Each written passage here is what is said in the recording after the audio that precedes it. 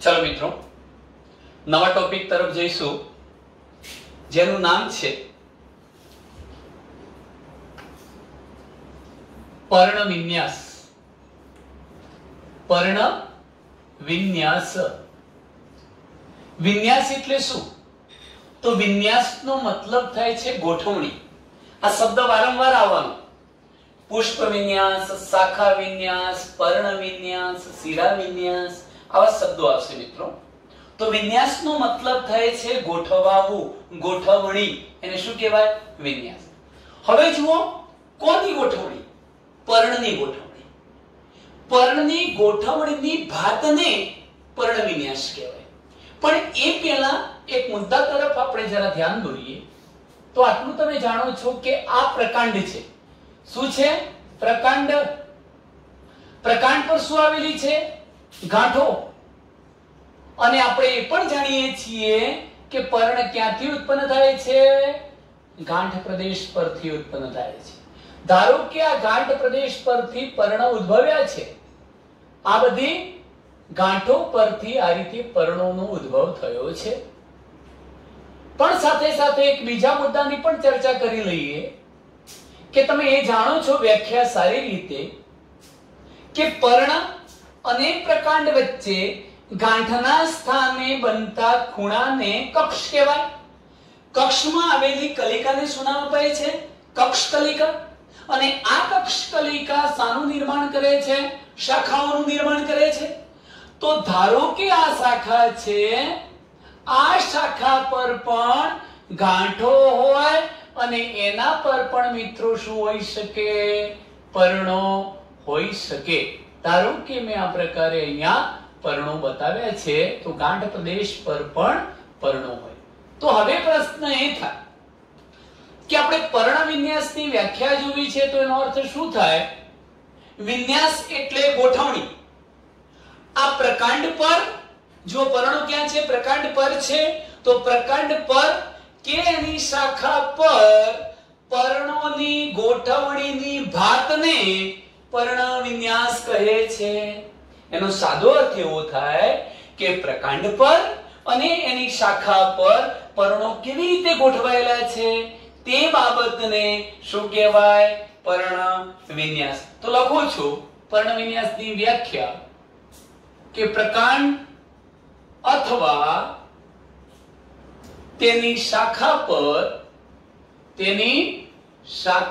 પર પર્ણોની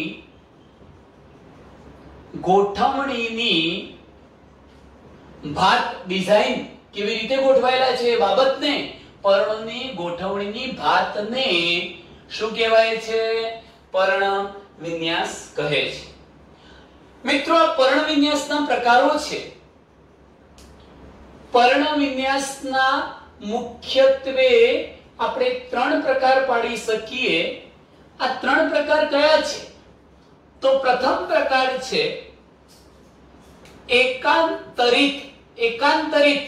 एकांतरित पर्ण विन्यास। बीजा नंबरનો प्रकार છે सम्मुख पर्ण विन्यास અને ત્રીજો પ્રકાર છે ભ્રમિરૂપ પर्ण વિન્યાસ। પर्ण વિન્યાસના કેટલા પ્રકારો થયા? ત્રણ।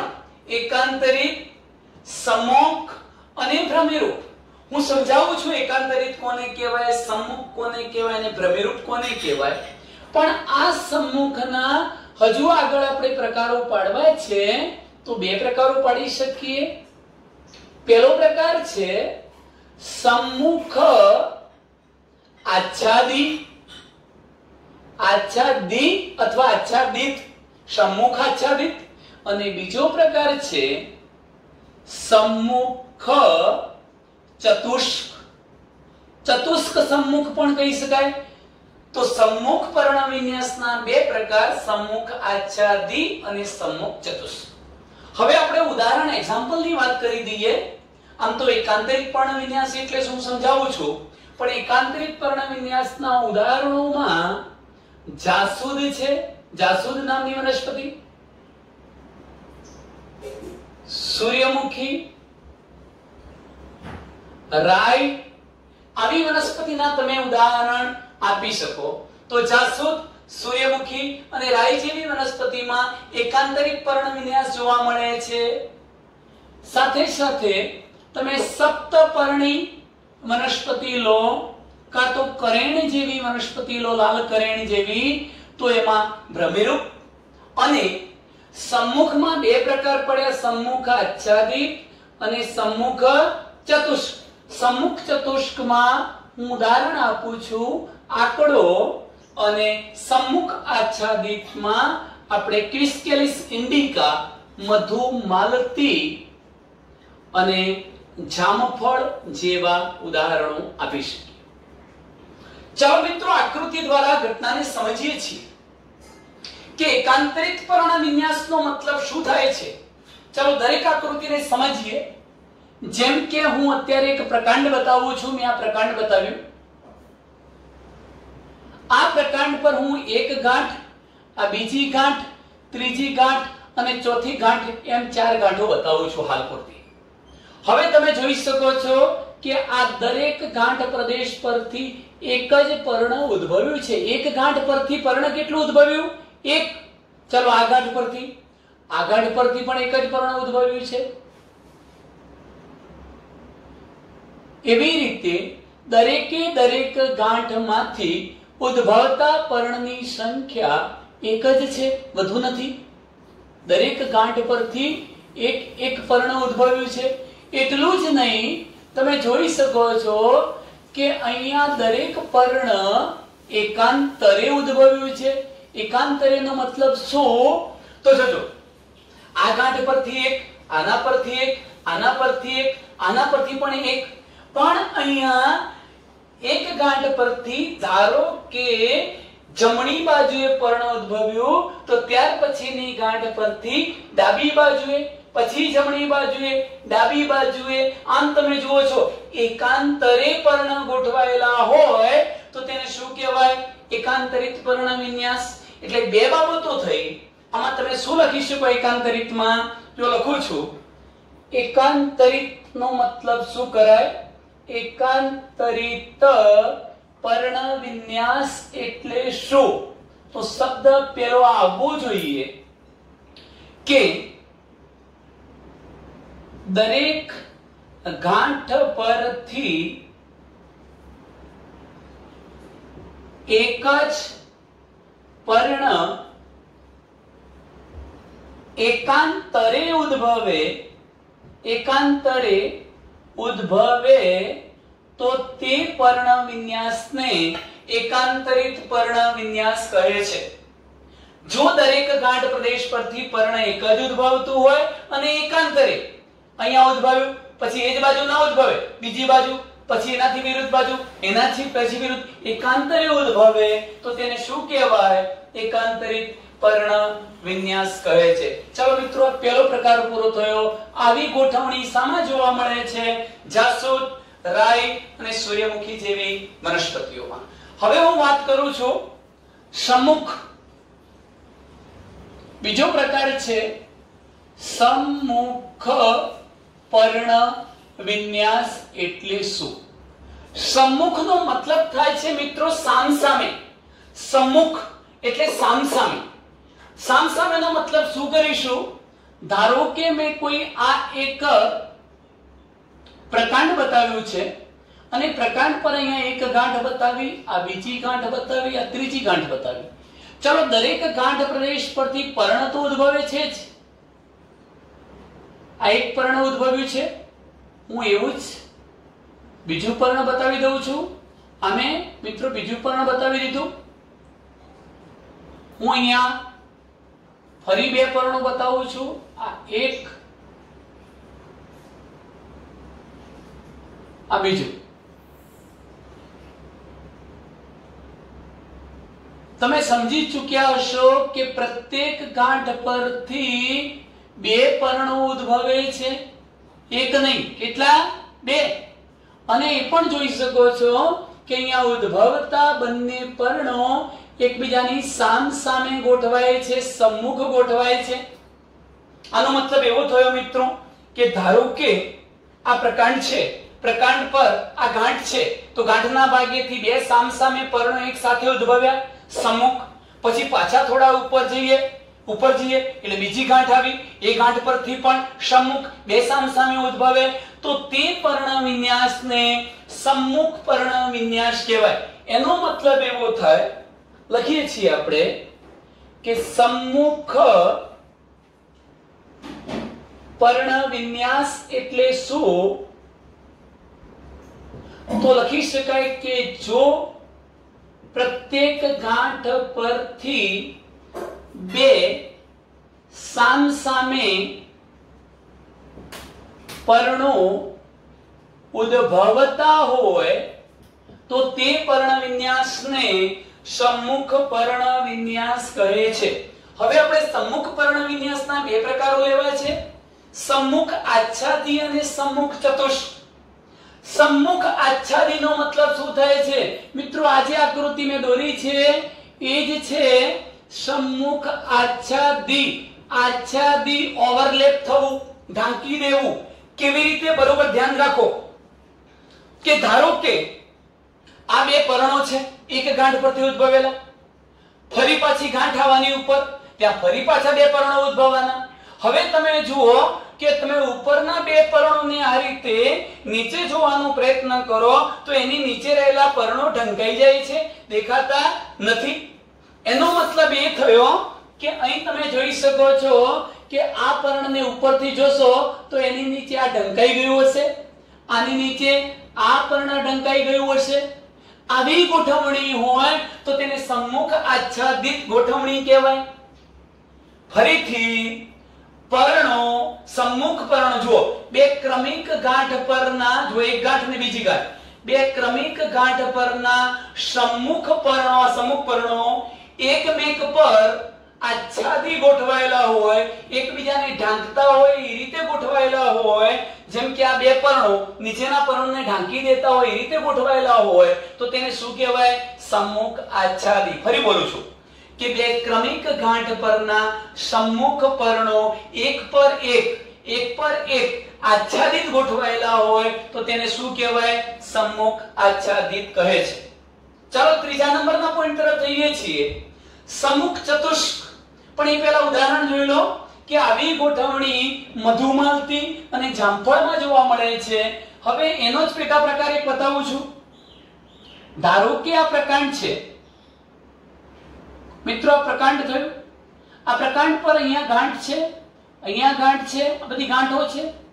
હું કેવી સિચ્યુએશન બતાવું છું એ જરા ધ્યાનથી સમજજો. અહીંયાથી હું આંકડાનું પર્ણ બતાવું છું.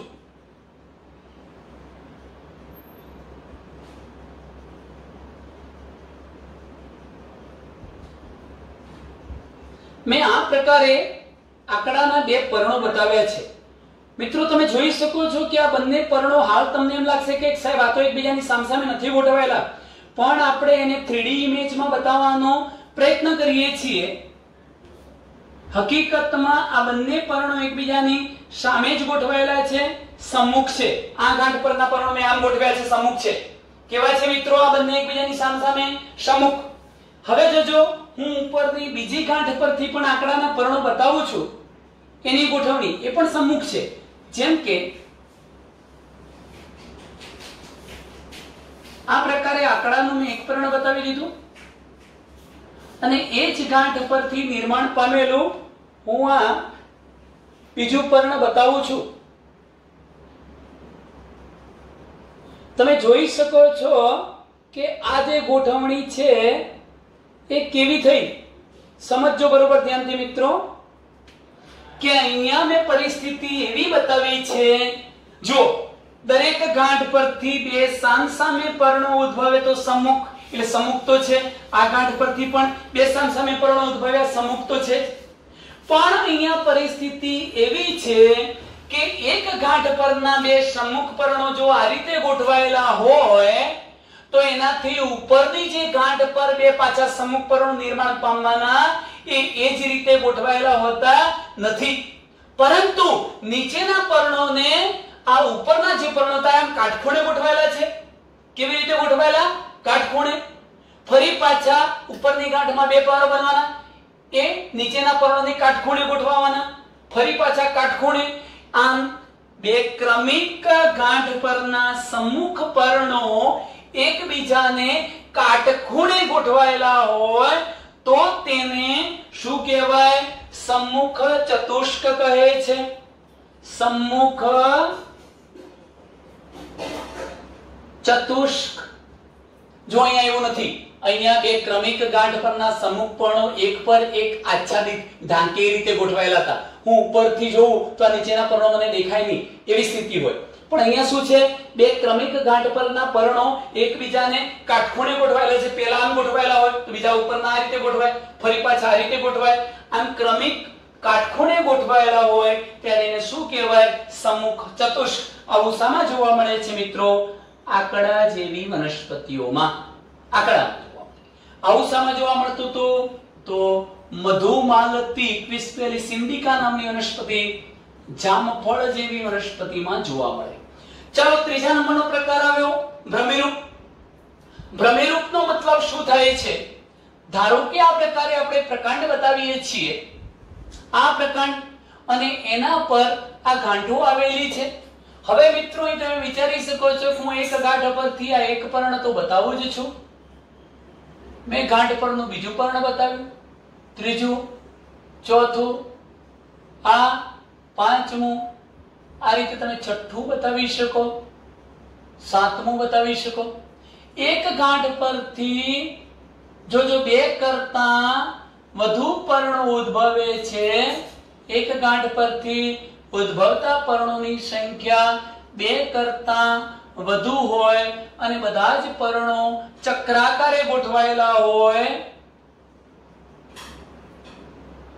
તો તેને આપણે શું કહીશું? ભ્રમિરૂપ પર્ણ વિન્યાસ. મિત્રો આનો અર્થ શું થયો?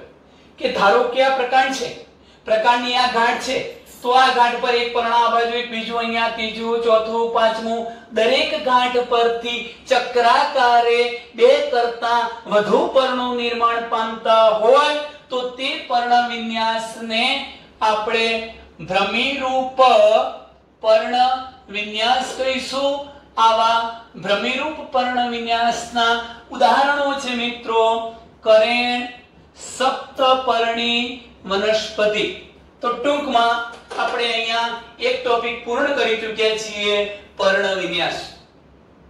તો હવે ખબર પડી ગઈ હશે કે પ્રકાંડ કે તેની શાખા પર આ પર્ણની ગોઠવણીની જે ભાત ડિઝાઇન છે એને શું કહેવાય? પર્ણ વિન્યાસ. પર્ણ વિન્યાસના મહત્વના ત્રણ પ્રકાર એકાંતરિક, એટલે પ્રત્યેક ગાંઠ પરથી એક પર્ણ ઉત્પન્ન થાય, એકાંતરિક ગોઠવણી ધરાવે.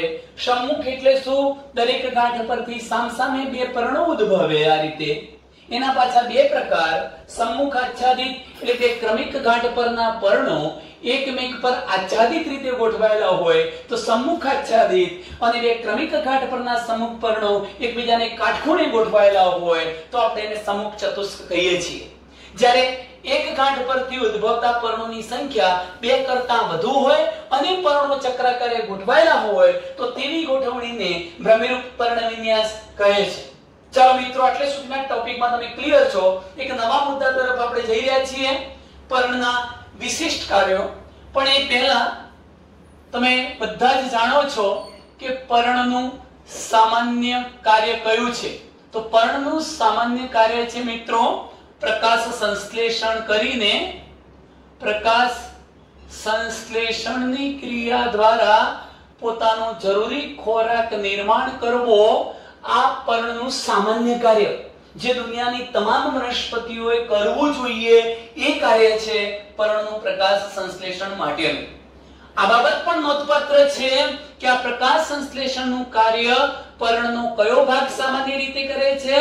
પર્ણપત્ર અથવા પર્ણફલક કરે છે આ કામ. અહીં જુઓ મિત્રો, આ કેમ લખું છું એનું એક ચોક્કસ કારણ છે કે પર્ણને તો પર્ણદંડ, પર્ણતલ અને પર્ણફલક એવા ત્રણ ભાગો હતા.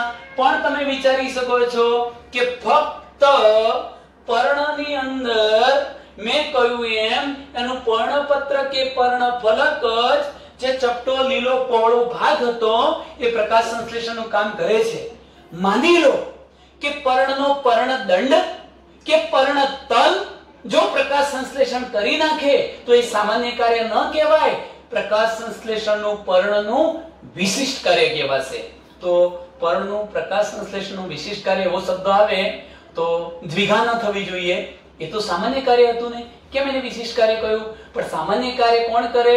પર્ણપત્ર કે પર્ણફલક કરે, અને વિશિષ્ટ કાર્ય પર્ણફલક સિવાયનો પર્ણનો કોઈ પણ ભાગ કરે તો એને વિશિષ્ટ કાર્ય કહીશું. ચાલો મિત્રો, એવા વિશિષ્ટ કાર્યો તરફ આપણે જઈએ છીએ.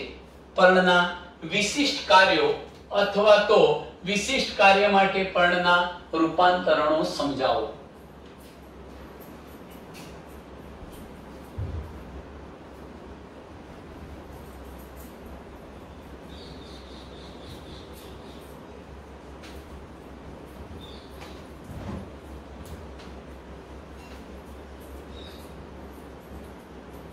ચાલો, પર્ણના વિશિષ્ટ કાર્યો સમજાવો અથવા વિશિષ્ટ કાર્ય માટે પર્ણના રૂપાંતરણો સમજાવો.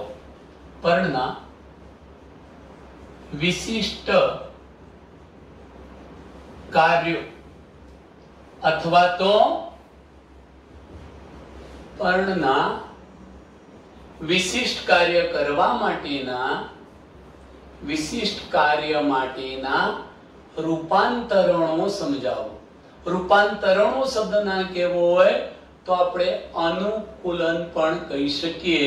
વિશિષ્ટ કાર્ય માટેના અનુકૂલનો સમજાવો.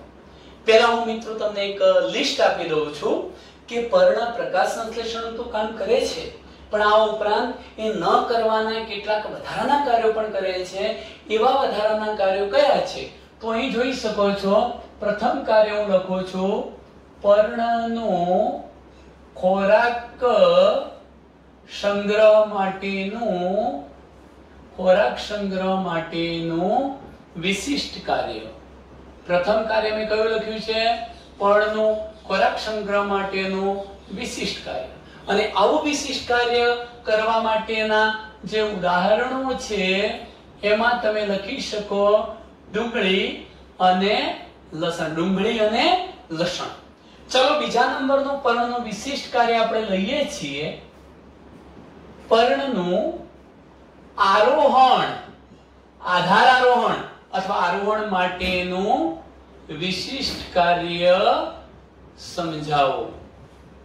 મિત્રો, ભૂલ થવાની શક્યતાઓ વધુ છે, કારણ કે તમે પ્રકાંડના વિશિષ્ટ કાર્યો ભણ્યા, મૂળના ભર્યા અને હવે પર્ણના ભણી રહ્યા છો. માટે દરેક ઉદાહરણ પર્ટિક્યુલર મૂળનો મૂળમાં, પ્રકાંડનું પ્રકાંડમાં અને પર્ણનું પર્ણમાં જ હોવું જોઈએ. આ બાબત યાદ રાખજો. તો આરોહણ માટેના વિશિષ્ટ કાર્યની વાત કરું તો હું કેટલાક ઉદાહરણો આપું છું.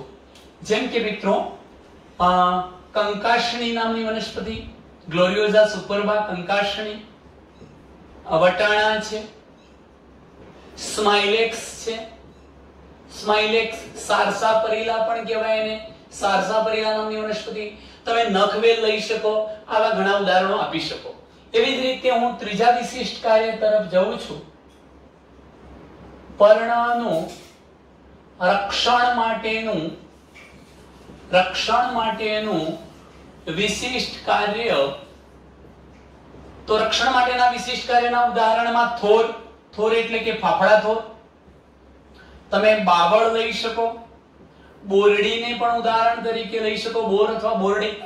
એવી રીતે મિત્રો તમે જોઈ શકો છો કે હવે આપણે પર્ણનું પ્રકાશ સંશ્લેષણ માટેનું વિશિષ્ટ કાર્ય લઈએ છીએ. પર્ણનું પ્રકાશ સંશ્લેષણ માટેનું વિશિષ્ટ કાર્ય. મને એટલો જવાબ આપો કે આ કાર્ય સામાન્ય છે કે નથી? પ્રકાશ સંશ્લેષણ કરવું હોય તો પર્ણનું સામાન્ય કાર્ય છે, પરંતુ કેમ વિશિષ્ટ કાર્ય કહ્યું? કારણ કે આ કાર્ય ક્યાંય પર્ણપત્ર નથી કરવાનું. હા, પર્ણદંડ કરશે, ઉપપર્ણો કરશે પ્રકાશ સંશ્લેષણ. તો એ કયું બની જાય? પર્ણનું પ્રકાશ સંશ્લેષણ માટેનું વિશિષ્ટ કાર્ય. અને એનું ઉદાહરણ આપું છું, ઓસ્ટ્રેલિયન બાવળ અથવા એને તમે ઓસ્ટ્રેલિયન બોટલ બ્રશ પણ કહી શકો. ઓસ્ટ્રેલિયન બાવળ. અને છેલ્લું પાંચમું વિશિષ્ટ કાર્ય લઈએ,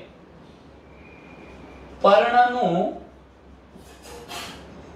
કીટ ભક્ષણ માટેનું, કીટકોનું ભક્ષણ કરવા માટેનું વિશિષ્ટ કાર્ય. એમાં ઉદાહરણ આપણે કળશપર્ણ નામની વનસ્પતિ આપીશું. અર્ક જવર પણ કહી શકાય. વિનસનો મક્ષીપાસ કહી શકાય. ડ્રોસેરા, આ બધી જ વનસ્પતિના ઉદાહરણો આપી શકો. ચાલો મિત્રો, તો આટલા મુદ્દાઓની આપણે ચર્ચા કરવી છે.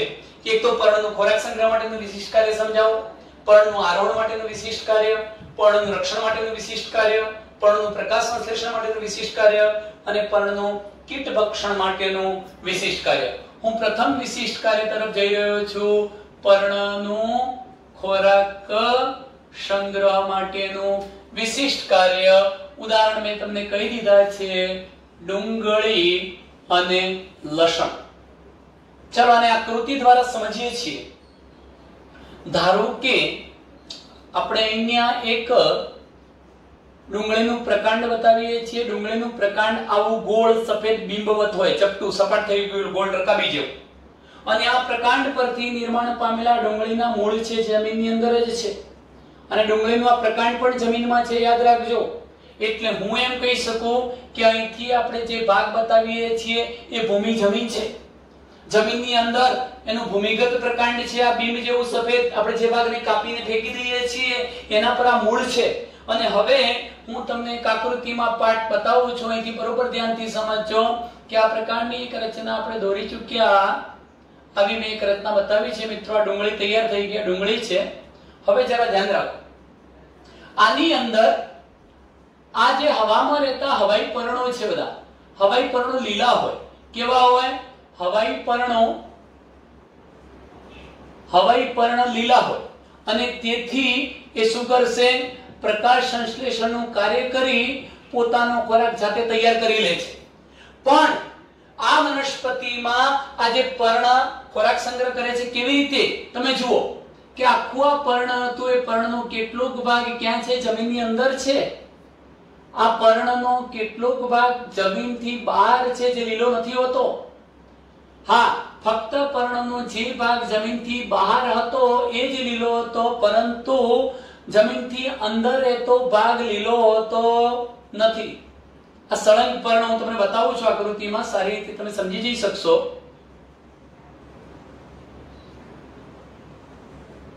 હવે જુઓ મિત્રો, આપણે આ પ્રકારની એક આકૃતિ દોરી છે. આ ડુંગળી છે. તમે બરોબર ધ્યાનથી વિચારજો કે આ બધા જ પર્ણ છે, પણ એ પર્ણ કેવું? અહીંથી માંડીને આખું સળંગ હતું. કારણ કે પર્ણ પ્રકાંડ પરથી નિર્માણ પામે. પ્રકાંડ પરથી નિર્માણ પામેલું આખું આ પર્ણ સળંગ હતું. એમાંનો કેટલોક ભાગ જમીનથી બહાર આવ્યો, જેને હવાઈ પર્ણ કહેવાય. લીલા રંગના હતા, પ્રકાશ સંશ્લેષણનું કાર્ય કરી ખોરાક બનાવે છે. પણ જમીનની અંદર તો પર્ણનો ભાગ, એને આપણે પર્ણતલ પ્રદેશ કહીશું. શું કહીશું? પર્ણતલ. અને હવે શું થાય છે? હવાઈ પર્ણો દ્વારા તૈયાર થયેલો જે ખોરાક હતો એનો સંગ્રહ આ ભૂમિગત પર્ણતલમાં થાય છે, જમીનની અંદર રહેલા પર્ણતલમાં. એ પર્ણતલ ખોરાક સંગ્રહ કરીને માસલ બને છે. જે ડુંગળીના સફેદ પડને આપણે ખાઈએ છીએ એ પણ એના પર્ણો છે, ખોરાક સંગ્રહી. તો પર્ણનો ખોરાક સંગ્રહ માટેનું વિશિષ્ટ કાર્ય થયું. અને છેવટે મિત્રો તમને કહું, સૌથી બહારની બાજુએ એક સૂકું આવરણ જોવા મળશે, જેથી આપણે ડુંગળીને આવૃત કંદ કહીએ છીએ. આવૃત કંદ, જેમાં ખોરાક સંગ્રહ નથી થયેલો હોતો અને એ સૂકું ફોતરું થઈ ગયેલું હોય છે. બહારનું આવરણ, બહારનું પર્ણતલ ખોરાક સંગ્રહ નથી કરતું, આવરણમાં ફેરવાઈ જાય છે. આ પ્રકારે ડુંગળી અને લસણ એ ખોરાક સંગ્રહ માટેનું વિશિષ્ટ કાર્ય છે. ફરક એટલો છે કે ડુંગળીને આવૃત કંદ કહેવાય, પણ લસણને સંયુક્ત આવૃત કંદ કહેવાય. જુઓ, આ તો આવૃત કંદ થયું. આવૃત કંદ એટલે કોણ? ડુંગળી. પણ લસણની વાત કરું તો લસણને આપણે સંયુક્ત આવૃત કંદ કહીશું. કેમ? કારણ કે સમગ્ર લસણની ફરતે આવરણ તો હોય છે, પણ લસણને ખોલ્યા પછી દરેક કળીની ફરતે પણ આવરણ હોય છે. એટલે બધી જ કળીઓમાં આવરણ અને કળીઓની ફરતે પણ આવરણ, તેથી એને સંયુક્ત આવૃત કંદ કહે છે મિત્રો. આમ ડુંગળી અને લસણ એ પર્ણનું ખોરાક સંગ્રહ માટેનું વિશિષ્ટ કાર્ય છે. ચલો એક પૂરું થયું. બીજા નંબરના કાર્ય તરફ જઈએ છીએ. પર્ણનું આરોહણ માટેનું વિશિષ્ટ કાર્ય. સર્વપ્રથમ તો તમને મિત્રો એ બાબત ખબર હોવી જોઈએ કે આરોહણ કોણ કરે. જે વનસ્પતિનું પ્રકાંડ કેવું છે, નબળું, અને જે વનસ્પતિ હવામાં ટટ્ટાર ઊભી રહી શકતી નથી, તે વનસ્પતિને ઉર્ધ્વ દિશામાં વૃદ્ધિ પામવા માટે કોઈક વધારાની રચના નિર્માણ કરવી પડે છે. જો આવી આધાર આપતી રચના અથવા તો વનસ્પતિને ઉર્ધ્વ દિશામાં વૃદ્ધિ પમાડવા માટેની રચના પર્ણમાંથી ઉત્પન્ન થતી હોય ત્યારે આપણે એને પર્ણનું આરોહણ માટેનું શું કહીશું? વિશિષ્ટ કાર્ય. ઉદાહરણ તમે જોઈ શકો છો કંકાશની, વટાણા, સ્માઇલેક્સ. હું કેટલીક અહીંયા આકૃતિઓ દોરું છું મિત્રો. સર્વપ્રથમ હું પહેલા એક આકૃતિનું કામ પૂરું કરી લઉં છું અને ત્યાર પછી જ આપણે આ ટોપિકને સમજીએ છીએ. હું એક મુદ્દો પહેલા તમને સમજાવી દઉં મિત્રો અને પછી આપણે આગળના વર્ણનની વાત કરીશું. ટૂંકમાં હાલ આપણે આકૃતિ દોરીએ છીએ.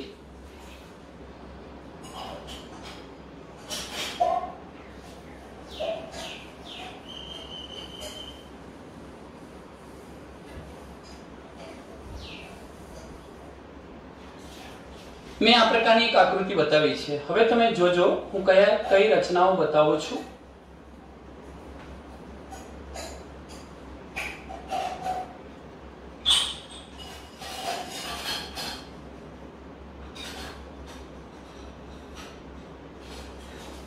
આ પ્રકારની એક રચના બતાવી મિત્રો. આકૃતિ મેં વટાણાની દોરી છે. તમને પ્રશ્ન પણ થતો હશે કે આ ભાગ મેં જે બતાવ્યો છે એ શું બતાવ્યું છે? આ જે ભાગ છે જોજો મિત્રો, અહીંયાથી હું આ પ્રકારની થોડીક વધુ સ્પષ્ટ દેખાય એવી રચના બતાવી દઉં. આ પ્રકારે તો આ જે રચના બતાવી છે એ રચના છે એનું ઉપપર્ણ. ઉપપર્ણ છે. શું છે? ઉપપર્ણ. ધ્યાન રાખજો. વટાણામાં આખું આ સંયુક્ત પર્ણ છે. મને કહેશો મિત્રો આને સંયુક્ત પર્ણ કેમ કહેવાય? આ સાદું પર્ણ જ હતું. સાદું પર્ણ હતું પણ પર્ણફલકનું છેદન છેક મધ્ય શિરા સુધી થઈ ગયું. પરિણામે પર્ણફલક શામાં વહેંચાઈ ગયું છે? પર્ણિકાઓમાં વહેંચાઈ ગયું. પર્ણિકા ધરાવતા પર્ણને કેવું પર્ણ કહેવાય? સંયુક્ત પર્ણ. તો આ સંયુક્ત પર્ણ. હવે તમે જુઓ મિત્રો અહીંયા કે આ બધી પર્ણિકાઓ હતી પણ ખરેખર અહીંયા પર્ણિકાઓ બનવી જોઈતી હતી. ટોચે આવેલી 3 કે 5 પર્ણિકાઓ લાંબા પાતળા દોરી જેવા સૂત્રોમાં ફેરવાઈ ગઈ. એને કહેવાય પર્ણિકા સૂત્ર. પર્ણિકાઓ શામાં ફેરવાઈ ગઈ? સૂત્ર જેવી રચનામાં. તો વટાણા જેવી વનસ્પતિમાં ટોચે આવેલી 3 કે 5 પર્ણિકાઓ સૂત્ર કે સ્પ્રિંગ દોરી જેવી રચનામાં ફેરવાઈ જાય જેને પર્ણિકા સૂત્ર બન્યા કહેવાય. અને એ હવે આધારની ફરતે વીંટળાઈ જાય અને વનસ્પતિને ઉર્ધ્વ દિશામાં વિકસવામાં મદદરૂપ થાય છે. એટલે આરોહણ કરતી રચના વટાણામાં કોણ કહેવાય? પર્ણિકા સૂત્ર. ચાલો એક ઉદાહરણ, એવું એકાદ બીજું ઉદાહરણ તમને આપી દઉં છું મિત્રો. આપણે કંકાશની કે સ્માઇલેક્સ ન દોરીએ. જો હું સ્માઇલેક્સ બતાવું છું, સારસાપરિલા નામની વનસ્પતિ, તો એનું આ પ્રકાંડ, આ ગાંઠ છે. પછી જોજો આ એનું પર્ણદંડ છે અને આ રીતે એનું આવું પર્ણ હોય છે મિત્રો. આ પ્રકારનું સારસાપરિલા સ્માઇલેક્સ નામની વનસ્પતિનું મેં આ પર્ણ બતાવ્યું. હવે તમે અહીં જરા ધ્યાન રાખજો. આ તો પર્ણદંડ છે પણ જે ભાગ વડે પર્ણ ગાંઠ સાથે જોડાયેલું એને શું કહેવાય? પર્ણતલ. અને પર્ણતલની બંને પાર્શ્વ બાજુ ખરેખર કોણ હોવા જોઈએ? ઉપપર્ણ. ઉપપર્ણ હોવા જોઈએ. પણ આ ઉપપર્ણો લાંબા પાતળા સ્પ્રિંગ જેવા કે દોરી જેવા સૂત્રોમાં પરિણમી જાય તો તેને આપણે શું નામ આપીએ છીએ? ઉપપર્ણ. શામાં ફેરવાયા? સૂત્ર જેવી. ઉપપર્ણ સૂત્ર જેવી રચના બની અને એ રચના દ્વારા એ આધારની ફરતે વીંટળાઈ જઈને વનસ્પતિને ઉર્ધ્વ દિશામાં વિકસવામાં મદદરૂપ બનશે. એટલે સ્માઇલેક્સમાં ઉપપર્ણ સૂત્ર દ્વારા આરોહણનું કાર્ય થાય. તમે કંકાશની જુઓ તો કંકાશની મિત્રો અહીં દોરું છું. આ ધારો કે એક પ્રકાંડ છે, આ ગાંઠ છે અને એ ગાંઠ પ્રદેશ પરથી ઉદ્ભવેલું આ કંકાશની નામની વનસ્પતિનું પર્ણ છે, જેમાં આ રીતે સમાંતર શિરાવિન્યાસ જોવા મળે છે. સમાંતર શિરાવિન્યાસ જોવા મળે છે અને આ પર્ણની ટોચ એટલે કહેવાય પર્ણાગ્ર. શું કહેવાય? પર્ણાગ્ર. એ પર્ણાગ્ર લાંબા પાતળા સ્પ્રિંગ જેવા સૂત્રમાં ફેરવાઈ જાય તો તેને આપણે પર્ણાગ્ર સૂત્ર કહીશું. પર્ણાગ્ર સૂત્ર એ આધારની ફરતે વીંટળાઈ જઈને કંકાશનીને ઉર્ધ્વ દિશામાં વિકસવામાં મદદરૂપ બને છે. એને આપણે આરોહણ માટેનું વિશિષ્ટ કાર્ય કહીશું. આમ આરોહણ માટેનું વિશિષ્ટ કાર્ય પૂર્ણ થયું મિત્રો. હવે પર્ણનું રક્ષણ માટેનું વિશિષ્ટ કાર્ય લઈએ તો તમે અહીં જરા ધ્યાન રાખજો. ત્રીજા નંબરના પોઈન્ટ તરફ જઈએ છીએ. પર્ણનું રક્ષણ માટેનું વિશિષ્ટ કાર્ય અને એનું પ્રથમ ઉદાહરણ આપણે આપ્યું તો ફાફડા થોર અને બીજું ઉદાહરણ આપણે બાવળનું આપી શકીએ, બોરડીનું આપી શકીએ. હું લગભગ બધી જ આકૃતિ દોરવાનો પ્રયત્ન કરું છું. પહેલા નંબરે ફાફડા થોર જુઓ મિત્રો. આ પ્રકારની એક રચના બતાવું છું. જેમ કે મેં આવી એક આકૃતિ ડ્રો કરી છે અહીંયા.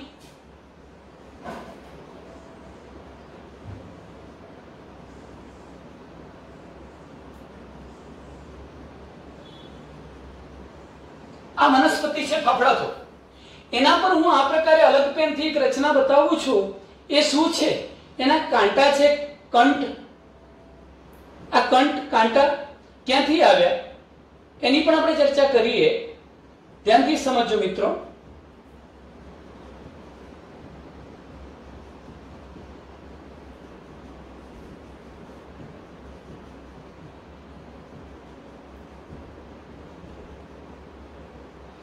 ચાલો તમે જોઈ શકો છો કે આખું આ ફાફડા થોરનું પ્રકાંડ છે. પર્ણો તમને દેખાતા નથી. આ પર્ણો જેવી દેખાતી રચના એનું શું છે? પ્રકાંડ છે મિત્રો. પર્ણો નથી, પ્રકાંડ છે. કેમ આવું બન્યું? આ રણ પ્રદેશમાં ઉગતી વનસ્પતિ છે. રણ પ્રદેશમાં પાણી ઓછી માત્રામાં હોય. પાણીનો વેગ ઘટાડવા માટે અને ચરતા પ્રાણીઓ સામે રક્ષણ મેળવવા માટે આવી વનસ્પતિ પોતાના પર્ણોને ખેરવી નાખે છે. જો પર્ણો ખરી ન પડે તો પર્ણનું કાંટામાં રૂપાંતર થાય છે, જેને કંઠ કહેવાય. એટલે પર્ણો સામા ફેરવાયા કંઠમાં, પર્ણ કંઠમાં ફેરવાઈ ગયા. અહીં સામૂહિક રીતે બધા જ પર્ણો કાંટામાં ફેરવાઈ ગયા. એટલે કાંટાના કારણે કોઈ અન્ય પ્રાણી આવી વનસ્પતિને ખાઈ શકશે નહીં. ચરતા પ્રાણીઓ સામે એને શું મળી ગયું? રક્ષણ. પણ સાથે સાથે આ બાબત યાદ રાખો, મેં તમને પ્રકાંડના વિશિષ્ટ કાર્યમાં આ ઉદાહરણ આપ્યું હતું અને એવું કીધું હતું કે અહીંયા પર્ણો કાંટામાં ફેરવાઈ જાય છે. પરિણામે પર્ણો જેવું કાર્ય કરવા માટે આખું આ પ્રકાંડ પૃષ્ઠ વક્ષ બાજુએથી ચપટું, લીલું, હરિતકણ વાળું બની જાય છે અને પ્રકાશ સંશ્લેષણનું કાર્ય કરી ખોરાક બનાવે. તો આને પણ આપણે વિશિષ્ટ કાર્ય કહીશું. પણ કોનું કહીશું? પ્રકાંડનું. તો પ્રકાંડનું પ્રકાશ સંશ્લેષણ માટેનું વિશિષ્ટ કાર્ય ઉદાહરણ કોણ થાય? ફાફડા થોર. અને પર્ણનું રક્ષણ માટેનું વિશિષ્ટ કાર્ય તો પણ ઉદાહરણ કોણ થાય? ફાફડા થોર. આમ ફાફડા થોરમાં બેવડું બે અનુકૂલન જોવા મળે. પ્રકાંડનું પ્રકાશ સંશ્લેષણ માટેનું અને પર્ણનું રક્ષણ માટેનું અનુકૂલન, બેવડું અનુકૂલન ધરાવતી વનસ્પતિ. ચાલો બીજા નંબરના પોઈન્ટ તરફ જઈએ છીએ. હું બાવળ નામની વનસ્પતિ દોરું છું. બાવળ દોરવા માટે મિત્રો આટલું યાદ રાખો, મેં તમને આ ટોપિક ચલાવ્યો છે કે આ ગાંઠ છે, ગાંઠના ભાગેથી પર્ણ ઉદ્ભવ્યું. હું પર્ણ કેવું બતાવું છું એ જોઈ લો. આ પ્રકારે મેં આખું આ પર્ણ જ બતાવ્યું છે. પર્ણની આ મધ્ય શિરા છે. મુખ્ય પત્રાક્ષ શાખિત બની ચૂકી છે. આ દ્વિતીય ક્રમની શાખાઓ થઈ અને મેં તમને એ પણ કહ્યું હતું કે જો દ્વિતીય ક્રમની શાખાઓ ઉપર પર્ણિકાઓ ગોઠવાયેલી હોય તો તે પર્ણને દ્વિપિંછાકાર સંયુક્ત પર્ણ કહે છે. તો બાવળ કેવી વનસ્પતિ? દ્વિપિંછાકાર સંયુક્ત પર્ણ. આ સાદું પર્ણ નથી, સંયુક્ત પર્ણ છે. કેમ? તમે આગળનો આખો ટોપિક મિત્રો જોઈ ચૂક્યા છો કે સાદું પર્ણ હતું, એની પર્ણ ફલકનું છેદન છેક મધ્ય શિરા સુધી થયું એટલે એક પિંછાકાર બન્યા. ફરી પાછું છેદન થયું એટલે આ રીતે દ્વિપિંછાકાર. દ્વિપિંછાકારનો મતલબ થાય મુખ્ય પત્રાક્ષ શાખિક બને અને જો દ્વિતીય ક્રમની ધરી કે શાખા પર પર્ણિકાઓ ગોઠવાય તો તેને આપણે સંયુક્ત પર્ણ કહીશું. આ બાવળ દ્વિપિંછાકાર સંયુક્ત પર્ણ. હવે જોજો આખું આ પર્ણ હતું તો અહીંયા આટલો તો પર્ણદંડ થાય, અહીંયા ઉપપર્ણો થવા જોઈએ પણ ઉપપર્ણો નથી. એની જગ્યાએ આ ઉપપર્ણો આ રીતે સફેદ દુધિયા રંગના, જોજો મિત્રો, સફેદ યુગ્મી, સફેદ તીક્ષ્ણ અણીદાર કાંટામાં ફેરવાઈ ગયા. એક કાંટો બન્યો અને બીજો અહીંયા બતાવો છો અણીદાર તીક્ષ્ણ કંટક બન્યા, કંઠ બન્યા. એટલે આ ઉપપર્ણ કાંટા જેવી રચનામાં ફેરવાઈ ગયો, એને ઉપપર્ણ કંઠ કહેવાય. એના દ્વારા પણ બાવળ ચરતા પ્રાણીઓ સામે રક્ષણ મેળવે છે. જો હું બોરડીની વાત કરું છું તો બસ આવી જ ઘટના બોરડીની છે. એક સહેજ જ ફેર છે કે બોરડીમાં આ પર્ણ આવું હોય, તમને ખબર હશે. બોરડીનું મેં આ પર્ણ દોર્યું છે. આ બોરડી, એમાં મિત્રો એક કાંટો આ રીતે સીધો હોય છે, સીધો, અને બીજો કાંટો આ રીતે વાંકો હોય છે. બે કંટક હોય. આ બે કંઠ કેવી રીતે બન્યા? અહીં પણ બંને પાર્શ્વ બાજુ ઉપપર્ણો હતા. આ ઉપપર્ણો રક્ષણનું કાર્ય કરવા માટે તીક્ષ્ણ અણીદાર રચનામાં ફેરવાઈ ગયા. અહીંયા પણ ઉપપર્ણ કંઠ દ્વારા રક્ષણ કરતી વનસ્પતિ કહીએ છીએ, એમ કહી શકાય. કહી શકાય બોરડી. તો ચલો મિત્રો, ત્યાર પછીના ટોપિકની હવે આપણે ચર્ચા કરીએ છીએ પર્ણનું પ્રકાશ સંશ્લેષણ માટેનું વિશિષ્ટ કાર્ય. આ અગત્યનો મુદ્દો છે. ચોથું કાર્ય આવ્યું પર્ણનું પ્રકાશ સંશ્લેષણ માટેનું વિશિષ્ટ કાર્ય. અને એનું ઉદાહરણ આપું છું ઓસ્ટ્રેલિયન બોટલ બ્રશ અથવા ઓસ્ટ્રેલિયન બાવળ. ઓસ્ટ્રેલિયન બાવળ. ચલો મિત્રો, એની આકૃતિ દોરી દઈએ. આ પ્રકાંડ છે ઓસ્ટ્રેલિયન બાવળનું. અહીંયાથી હવે તમે જોઈ શકો છો કે આ પ્રકારની એક રચના બતાવું છું.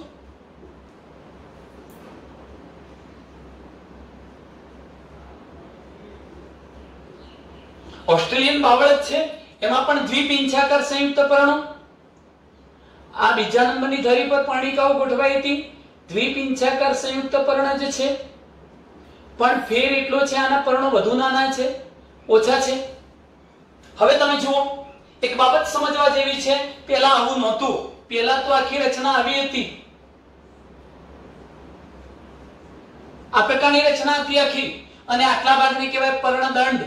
પણ થયું શું કે પર્ણિકાઓ નાની હતી, ઓછી હતી અને પવનના ઝાપટામાં ખરી પડે છે.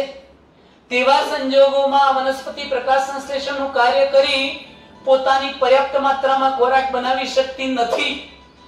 ત્યારે શું કરવું? ખોરાકની જરૂરિયાતને પહોંચી વળવા માટે આવી વનસ્પતિનો જે પર્ણદંડ હતો, જે સામાન્ય રીતે કેવો હોય છે? નળાકાર અને ગોળાકાર. આવો પર્ણદંડ આવો હોય, આમ ગોળ અને નળાકાર પર્ણદંડ હતો. એ ગોળ અને નળાકાર આ પર્ણદંડ ચપટો બની ગયો, આમ દબાઈ ગયો. ચપટો પહોળો વિસ્તૃત બની ગયો, અને ચપટો પહોળો વિસ્તૃત બની જઈ હરિતકણયુક્ત બની જાય છે અને પ્રકાશ સંશ્લેષણનું કાર્ય કરે છે. મિત્રો, ખરેખર આ કાર્ય આ ભાગ દ્વારા થયું હતું, સામાન્ય કાર્ય હતું. પણ આ કાર્ય કોણે કર્યું? પર્ણદંડે કર્યું. પર્ણદંડ પ્રકાશ સંશ્લેષણનું કાર્ય કરે છે. આવી રચનાને દાંડીપત્ર કહેવાય. શું કહેવાય? દાંડીપત્ર. તો પર્ણનું પ્રકાશ સંશ્લેષણ માટેનું વિશિષ્ટ કાર્ય ઉદાહરણ આપી શકીએ ઓસ્ટ્રેલિયન બાવળ. ચાલો, ત્યાર પછી તમે જોઈ શકો છો છેલ્લું પર્ણનું કીટ ભક્ષણ માટેનું વિશિષ્ટ કાર્ય. મિત્રો, અહીં આકૃતિ દોરું છું. છેલ્લો મુદ્દો છે પર્ણનું કીટ ભક્ષણ માટેનું વિશિષ્ટ કાર્ય. ઉદાહરણ કળશપર્ણ, અર્કજવર, મક્ષીપાસ, ઢોસેરા. ચલો, આકૃતિમાં બતાવી દઉં તમને આ ઘટના. કે એક વનસ્પતિ છે, એની આ ગાંઠ છે. ગાંઠ પ્રદેશ પરથી નિર્માણ પામેલું આ પર્ણ છે. પછીનો ભાગ હું આ રીતે બતાવું છું, રૂપાંતરિત થયેલો. કઈ રચનામાં રૂપાંતરિત થયેલો? કળશ. કળશ એટલે કે જાણે કે લોટો હોય, જગ હોય, કળશ. કળશ જેવી રચના. આ વનસ્પતિને કહેવાય કળશપર્ણ વનસ્પતિ. સમજવા જેવી બાબત છે મિત્રો કે આ કળશપર્ણ નામની વનસ્પતિ કીટકોનું ભક્ષણ કરી જાય છે. તમને પ્રશ્ન થશે કે શા માટે? બરોબર ધ્યાનથી સમજો. આમ તો આ વનસ્પતિ નું લીલું પર્ણ હતું. આ લીલા પર્ણના કારણે એ પ્રકાશ સંશ્લેષણનું કાર્ય કરીને પોતાનો ખોરાક તો જાતે બનાવી જ લે છે. તો પછી કીટકોને ખાવાની જરૂરિયાત શા માટે ઊભી થઈ? કીટકો શા માટે ખાય? તો યાદ રાખો કે જે વનસ્પતિઓ નાઇટ્રોજનનું ઓછું પ્રમાણ હોય એવા વિસ્તારમાં ઉગતી હોય તો હવે એમને પર્યાપ્ત માત્રામાં નાઇટ્રોજન મળતો નથી. નાઇટ્રોજન યુક્ત સંયોજનો મેળવવા માટે આવી વનસ્પતિનું પર્ણ રૂપાંતરિત થઈ અને શામાં ફેરવાઈ જાય છે? કળશમાં. કળશ જેવી રચના બનાવે અને જ્યારે કીટક એની પર આવીને મિત્રો બેસે છે ત્યારે આ ઢાંકણ બંધ થઈ જાય. કીટક ક્યાં આવી જાય? અંદર. પછી એ ચોક્કસ પ્રકારના પાચક ઉત્સેચકો ઉત્પન્ન કરી એનું પાચન કરી નાખે. કીટકનું પાચન થશે, એમાં ખાસ કરીને પ્રોટીનનું પાચન થવાનું એટલે નાઇટ્રોજન યુક્ત સંયોજનો મળી જવાના. એટલે આ વનસ્પતિ એ રીતે નાઇટ્રોજનની જરૂરિયાતની પૂર્તિ કરે છે. તો વધુ નાઇટ્રોજનની પ્રાપ્તિ માટે જ કુદરતે એમના પર્ણને કળશ જેવી રચનામાં ફેરવ્યા છે. આને કળશપર્ણ કહેવાય. કીટ ભક્ષણ માટેનું આ વિશિષ્ટ કાર્ય. ચાલો મિત્રોની ટોપિક પૂરો થાય છે, પણ છેલ્લું એક વાક્ય કહી દઉં કે આપણે પ્રકાશ સંશ્લેષણ માટે પર્ણના ઉદાહરણમાં એક જ લીધું. કોણ? ઓસ્ટ્રેલિયન બાવળ. અને મારે બીજું ઉદાહરણ આપવું છે તો તમે વટાણા આપી શકો. કેમ આપી શકો? જુઓ, વટાણામાં આ પર્ણિકાઓ નાની હતી, કાં તો પર્ણિકાઓ આરોહણનું કાર્ય કરવા માટે સૂત્રમાં ફેરવાઈ ગઈ હતી, એટલે હવે પર્યાપ્ત માત્રામાં ખોરાક ન બને. માટે એમાં જે ઉપપર્ણ હતું એ પર્ણ જેવું લીલું ચપટું હરિતકણ વાળું બની જાય અને પર્ણ જેવું બનીને પ્રકાશ સંશ્લેષણનું કાર્ય કરે. આવું ઉપપર્ણ શું કહેવાય? પર્ણ સદસ્ય ઉપપર્ણ. કેમ? સદસ્ય એટલે ના જેવું, પર્ણ જેવું કાર્ય કરતું ઉપપર્ણ કહેવાય. અને આને કેવું હોય? પર્ણ સદસ્ય દંડ કહેવાય. પર્ણ જેવું કાર્ય કરતી દાંડી, પર્ણદંડ. તો મિત્રો પ્રકાશ સંશ્લેષણ માટે પર્ણના વિશિષ્ટ કાર્યના બે ઉદાહરણ આપી શકો. વટાણા અને બીજું કયું આપી શકો? ઓસ્ટ્રેલિયન બાવળ. આમ વટાણા પણ બેવડું અનુકૂલન ધરાવે છે. જુઓ, પર્ણનું પ્રકાશ સંશ્લેષણ માટેનું વિશિષ્ટ કાર્ય અને પર્ણનું આરોહણ માટેનું વિશિષ્ટ કાર્ય. અહીંયા આપણે આપણા ટોપિકની સમાપ્તિ કરીએ છીએ. નેક્સ્ટ વિડીયોમાં આગળના ટોપિકની ચર્ચા કરીશું મિત્રો. અસ્તુ.